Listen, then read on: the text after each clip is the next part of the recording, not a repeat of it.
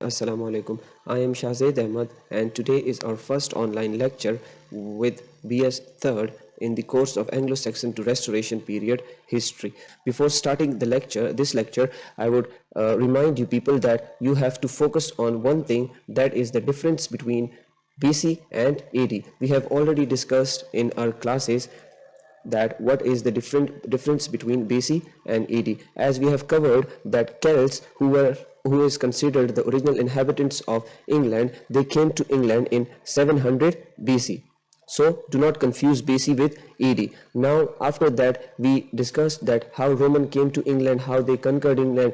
At first they came to England for the purpose of trading, but in 49 AD they start conquering England and they were now inhabitant of England. After that, we have the phase where Romans left England in 409 AD, and after that we have Anglo-Saxon who came to England in 410 AD, and we have discussed that whether they were invited or they invaded England. We have thoroughly discussed these topics. And after that we have Vikings, who came to England in 8th, 9th and then in 10th century. So this was the preview of our lectures which we have discussed in our classes. Now I will move to our lecture which I will discuss in this session, the Norman Conquest, which occurred in 1066 AD. So first of all, you have to keep one thing in your mind, that in history, whenever we study history, we have to focus on causes and effects of incidents or actions. So first of all, in Norman Conquest, we will discuss about the important characters which were important in Norman Conquest. First of all, the very important character was Edward the Confessor. As we have already discussed that he was a pious man who spent his life in religion, and he was not interested in daily affairs. He was mostly busy in his religious priorities. And after that we have the William Conqueror. As Edward the Confessor was the king of England, William the Conqueror was Duke of Normandy. We have also discussed about the place in France which is called Normandy, and why this name was given to this place. We have also discussed this. And after that, the third character which is also important in Norman Conquest is of Harold Godwinson. Harold Godwinson was an earl, and he was considered, and he was the richest person alive in England. Now you might think that what is the need of the fourth character which is not directly affecting Norman Conquest. Yes, I agree, his role was not directly in the Norman Conquest, but there was a connection between his role and the Norman Conquest, as we will study in our next slide. Now we have different characters. We have discussed about Edward, we have discussed about William, Harold Godwinson, and at the end we will discuss that why her dada was also interested in the throne of England. First of all, we will start it from Edward the Confessor. As we have discussed already that Edward the Confessor was a pious man, and he was not interested in the throne of England. I'm not saying that he just wanted to get rid of the throne, but he was towards, his main affairs were all towards religious superiority. He was religious man. And we have also William the Conqueror.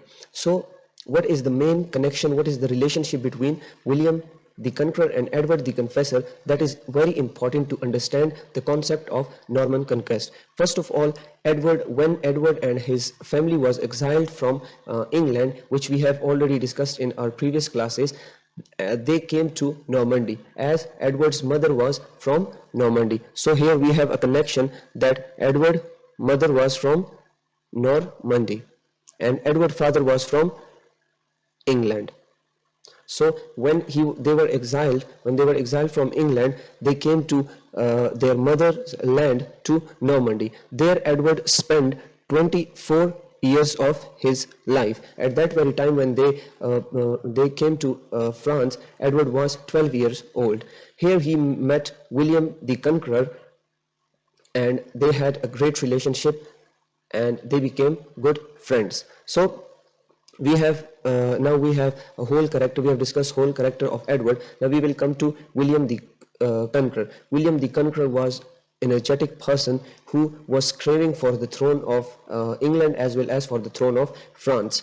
He was Duke of Normandy, as I have already mentioned it, Duke of Normandy. So I'll also discuss that what is Duke. So these characters were related in such a way. There is another character who was Harold Godwinson. Harold Godwinson has a direct relationship with Edward the Confessor, as Harold's sister was in marriage with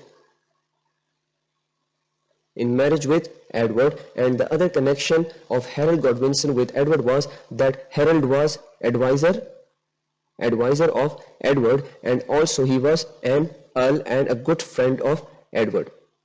Now, after that, the main important thing which led Harold to be the king of England in future was his nature. He was a great warrior as well as a good man, and people of England loved him as well as the noble also respected him. So the story of Norman Conquest starts when Edward meet William in France, and he promised to give England to William, as Edward was not interested in affairs of the throne. So he promised William that after the death of Edward, the throne of England would be given to William. Now here is one technical aspect you people must be thinking about, that why Edward was giving William the throne, because there was no heir to the throne after Edward, because he had no son. We have discussed that Edward was a religious person. He was not interested in English throne and he had no son, so he promised William to give him his land, matlab means England. So now I will discuss the connection of Harold Godwinson and William the Conqueror. When Edward promised William that he would give throne to William, William wanted Harold to take an oath to accept William as a king of England after Edward's death. Because of Edward's order, Harold took an oath to accept William as a king of England after the death of Edward. William was afraid of Harold because he was famous in England. After the death of Edward, Harold took the throne, and people as well as nobles accepted him as their king. When William found it out, he sent a messenger to give William the throne, but Harold replied that he was compelled to take oath to accept William as a king. So this thing led to the Battle of Hastings. But before Battle of Hastings, we will discuss the role of Harold Hardara and the Battle of Stamford Bridge between Harold Godwinson and Harold Hardara. Now we have discussed the role of William and Harold Godwinson as well as Edward. So if I summarize the connections between Edward, William and Harold, I would say that this man had promised William as well as he compelled, according to Harold Godwinson, Edward compelled him to accept William as the keeper of the throne, as a king of England after the death of Edward. But he refused to take his oath after the death of Edward, and he became a king. He made himself a king, and people of England accepted him. Now he was furious. He wanted to get revenge of Harold Godwinson. So because of these reasons, Battle of Hastings took place. So before starting Battle of Hastings, moving to the Battle of Hastings, we will now discuss another battle which is also important, which was between Harold Hardara and Harold Godwinson.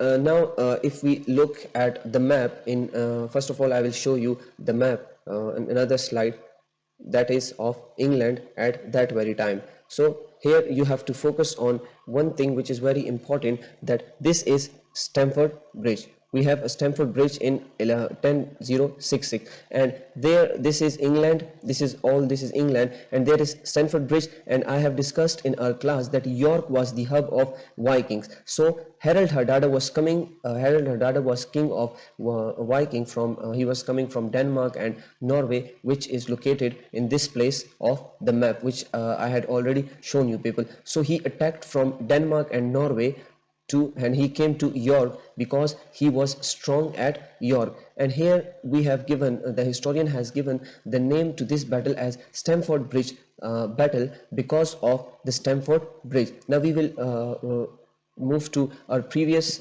slide, now here we can see that this is Stamford Bridge. From here the Anglo-Saxon army of Harold Godwinson is coming, and there is a battle in Stamford Bridge, and there is an army of Viking which is controlled by Harold Hardada. So after this battle as we have already mentioned that it was in 1066, the Harold Hardada lose this battle, and Harold Godwinson won the battle. But here there is a tragic end to Harold Godwinson, as well as this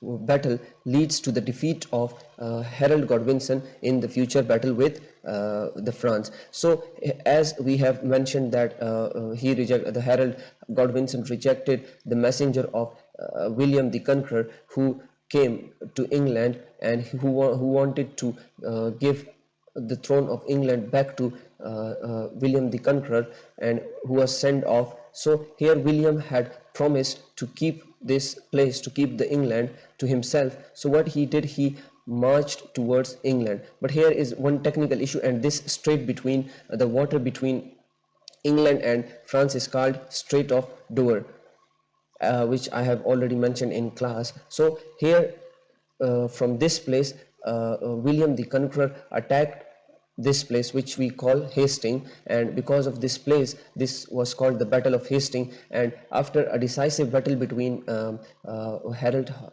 Godwinson and William the Conqueror won the battle, and Harold Godwinson was killed here. After that, William the Conqueror moved to the major part of England, and he became the King of England. And in class we have already discussed that at first he was not accepted by the people of England, but after that he killed nobles, he killed many people, and the people who were against him, he burned their villages, and with the time people accepted him as ruler. So here we have a dynasty which started, which is not from England but which is from Duchy of Normandy, which is from France. So after that, in our next lecture we will discuss the reign of William the Conqueror, that how he controlled different areas of England as well as the area of France which we call Normandy. So far we have covered Norman Conquest. Now in next lecture we will discuss about the reign of William the Conqueror, and after that we will discuss about the dynasty of William the Conqueror. So far this was the end of this session.